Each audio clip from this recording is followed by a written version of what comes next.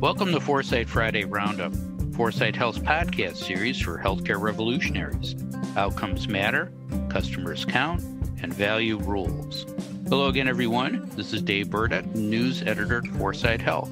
It is Friday, June 24th. On today's episode of the Roundup, we're going to rebroadcast our January 28th podcast on Mark Cuban's new online pharmacy and how the direct-to-consumer retail pharmacy will shake up the market for generic prescription drugs. As you probably know, earlier this week, a study published in the Annals of Internal Medicine said Medicare could have saved nearly $4 billion in 2020 if it had bought 77 different generic drugs from Cuban's new company. But before we launch into the rebroadcast, which features Dave Johnson, founder and CEO of 4sight Health, and Julie Murchison, partner at Transformation Capital, I want to read you a letter from Dave, who is away at a writer's camp at his alma mater, Colgate University in Hamilton, New York. Dear Julie and Dave, greetings from the Colgate Writers Conference in upstate New York. The conference and workshops are fantastic. Learning so much. These are my people. Gee, thanks, Dave. But I did forget to pack my long underwear. Uh-oh. I'm never this cold in Chicago. Yours with goosebumps, Dave. He's got that right. We're experiencing record-breaking heat here in Chicago. I hope Dave's got someone watering his outdoor plants. Okay, without further ado, please enjoy today's podcast. Now, before we talk about what Mark Cuban did, let me throw out a few statistics to set the table for our discussion. So hold on. The number of dispensed prescriptions rose 1.7% in 2020 to about 6.3 billion. Of those, 91% were generics. That's up from 72% in 2010. Total national health spending on prescription drugs rose 3% in 2020 to $348.1 billion. And patients' out-of-pocket costs for prescription drugs actually dropped 4.2% in 2020 to $46.5 billion. But at the same time, 94% of adults recently surveyed by West Health and Gallup said prices for drugs are higher than they should be. And 18% said they or someone in their family didn't fill a prescription or skipped a dose within the past 12 months because of the cost. Dave, that's the landscape we're in. How does what Cuban is doing change that and change those data points? You know, if we had sound effects on this show, this is when the loud crowd cheering sound would come on. Mark Cuban's basketball team is the Mavericks. And I don't know if you ever seen him. He sits in the corner and twirls his T-shirt, total jerk. But he's a true maverick when it comes to tackling excessive profiteering in generic drugs. So pardon my French, but Cuban is basically calling bullshit on the manufacturing and distribution of generic drugs. And good for him. So what's he doing?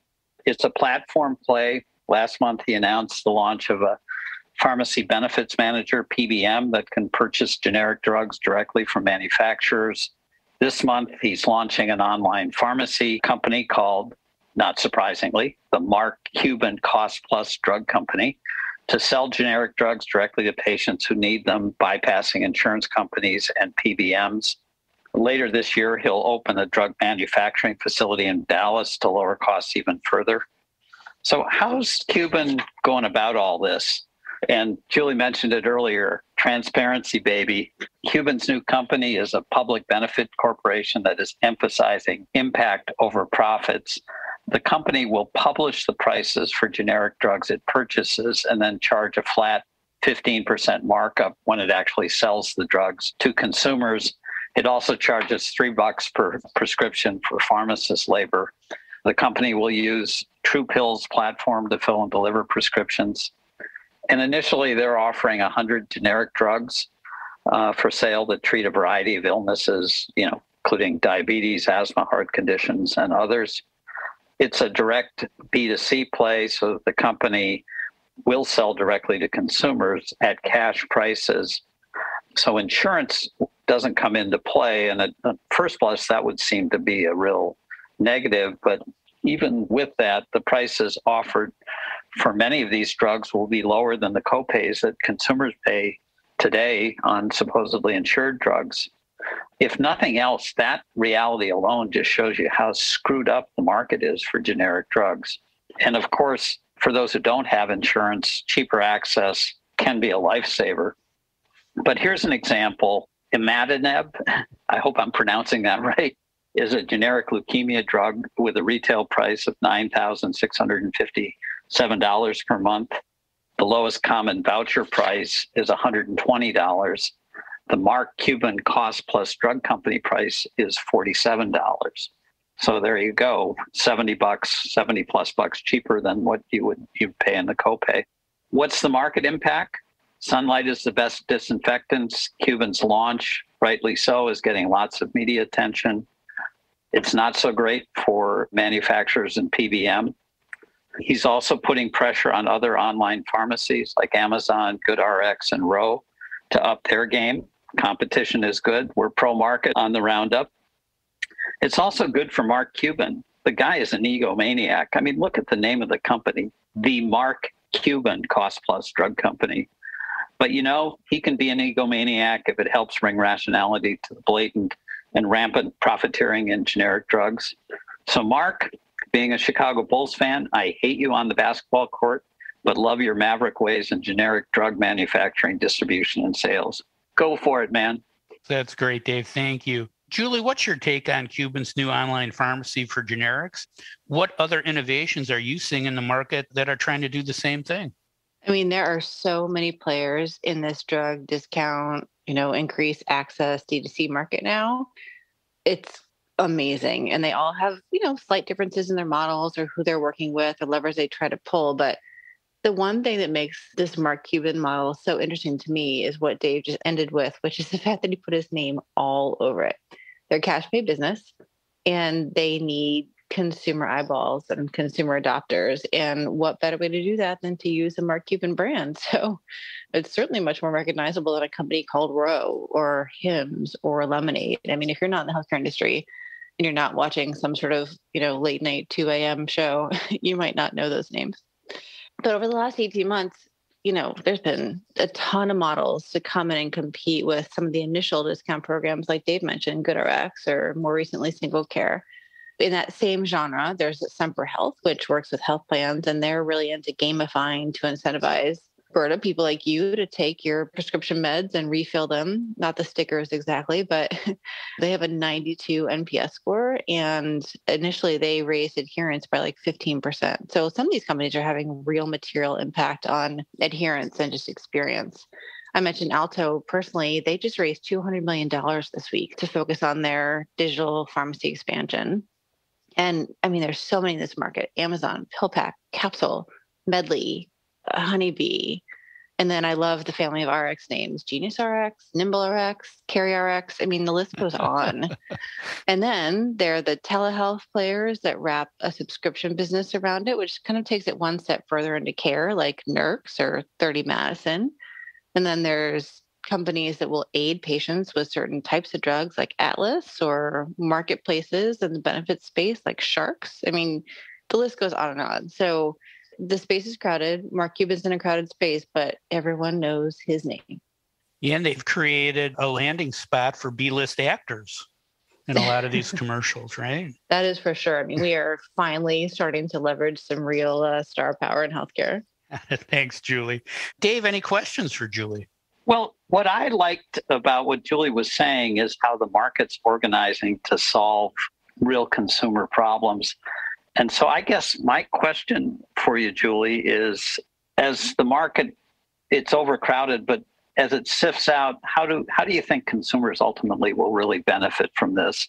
And will they be able to stick it to, particularly the PBMs who are supposed to be, negotiating rebates on behalf of consumers, but don't? Totally, Dave. I think just with some of what you said as well, consumers will end up getting lower prices, and the drug manufacturers will end up getting more drugs into market. And with adherence going up, you would hope that you would see some improvement in health in some way. So, whether it's the health plans that are really starting to get serious with some of these models to cover some of these drugs, or it's just consumers who have now assumed, that cash pay is fine with them, they should be winning. And with someone like a Mark Cuban, who's trying to ensure that those drug prices are under what consumers to pay for their copays, I mean, that becomes a real winner for consumers. Thanks, Julie. And now let's talk about Civica Rx. It's attacking the same issue as Cuban, but from a different direction. Julie, what do you think of what these health systems are doing, and do you think they'll be successful? Look, it's smart. Civica is guaranteeing lower prices for generics that hospitals use a lot in the acute setting. And, by the way, some of those are also at risk for going on shortage on a good day, much less during a pandemic. So, Civica started with things like antibiotics. Those I can't pronounce, of course, but a couple of them that end in mycin.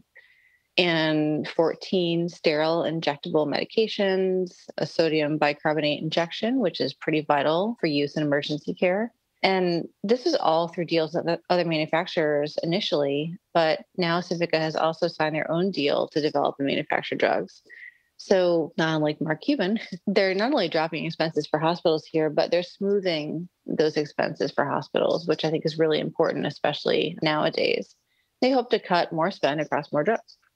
So that was kind of phase one. Phase two with Civica Script comes in, and it's a new operating unit, relatively new, where they're now looking at 6 to 10 of the common and most high cost generic medicines where there's just not a lot of competition in the market, frankly, and they want to drive competition down by producing it themselves. So, starting early in 22, they're going to make these drugs available retail mail order, so easily accessible to people. And a lot of, I think something like 100 million lives are covered by the Blues and Anthem, who are now members of Civica Script. So, it's similar to the Cuban model in some ways, but it's not cash pay, and that may make a difference. Interesting. Thanks, Julie. Dave, how does what Civica is doing impact drug companies and drug prices, and who benefits most if it's successful, health systems or patients? To your first question, and Julie references, Civica guarantees a supply and stable prices for the generic drugs it offers. Markets like stability and predictability. Since it can manufacture drugs and has a long-term perspective, Civica also poses a threat to bad actor manufacturers who have cornered the market on particular drugs to gain monopolistic pricing power. Essentially, they're saying, get too greedy and we're coming after you. So that's all to the good, as Julie said. The answer to your second question is more nuanced. As Julie said, Civica Scripts is a direct play to consumers, but through insurance companies, not in a cash market. And presumably that will work its way through, but it's dependent on the insurance companies like Anthem, its big sponsor, doing the right thing. So again, transparency, really important. On the Civica Rx side, that's even more complicated. Those drugs are directly bought by hospitals. So it definitely lowers the prices hospitals pay for vital generics drugs, but it's not clear if those savings pass through to patients after all the back and forth between payers and providers, particularly since drugs are only one component of an acute care treatment episode. So in summary, it's good that hospitals pay less for necessary drugs. In efficient markets, that would work to push down prices. In order to do that, however, and I'm a broken record on this topic, we have to change the way we pay for care. So full risk payment models, bundles for episodic care, and capitation for population health would guarantee that hospitals would pursue the most cost-effective way to provide treatments. And in that world, the savings they can generate by purchasing from Civica Rx and through their consortium would ultimately accrue to patients and other buyers of healthcare services. So full risk pricing, Dave, how often do we have to say it? Over and over again till it happens. Thanks, Dave. Julie, any questions for Dave? Yeah, Dave, the commercial side of me wants to ask you your impression of how Civica is structured as a business and whether or not they're going to be able to compete with the big dogs in the commercial landscape. So you're welcome to answer that. But the question we could talk about is, what's the risk of all these models all over the place that are basically selling consumers drugs, whether they get some of them paid for or not, to the value-based care approach that we talk about all the time? I mean, it's creating completely separate work streams and access points. Yeah, to your first question, it's always kind of amazed me that, the CEO for Civica makes $1 a year and it's nonprofit. If this were a good business, they should be able to pay their CEO a real salary and generate margins and be efficient. Now, can't be too greedy, but so that's always made me wonder. The fact that Civica Rx is even necessary probably speaks more to the dysfunction in the overall space as much as anything else. On the second question, it doesn't bother me if there are a bunch of players experimenting with different models to try to drive value, as long as at the end of the day, the level field competitive market is sufficient to differentiate between those that are better at doing it and those that are worse, market fitness test. So let 1,000 companies try to figure this out, but let the winners emerge from the pack. Now, the trouble is with healthcare, it's also complicated and there's all these places to hide. That I think your concern's a valid one, which is companies will find little niches that they can exploit, and it'll be like whack-a-mole trying to regulate them. So the more we can move toward true level field competition and let the bottom-up market forces manage sales and distribution, the better off we're going to be, in the country and the industry. Great. Thanks, Dave. Yeah, I've got one punch card right now, and I could barely manage that. So, Julie, I hear what you're saying. All I need is 24 more in my wallet, right? That's right. I'll slow down the line at the pharmacy and get a lot of other customers angry at me. But it will be interesting to see what impact these market moves will have on drug prices and drug affordability 5 years from now. Let's hope it's a positive one. Thanks, Dave, and thank you, Julie. That is all the time we have for today. If you'd like to learn more about the topics we discussed on today's show, please visit our website at 4sighthealth.com. And if you follow our show on Apple Podcast or your favorite streaming service, you'll get notified each time a new episode is available. And don't forget to tell a friend about 4sight Friday Roundup. Subscribe now and don't miss another segment of the best 20 minutes in healthcare. Thanks for listening. I'm Dave Burda for 4sight Health.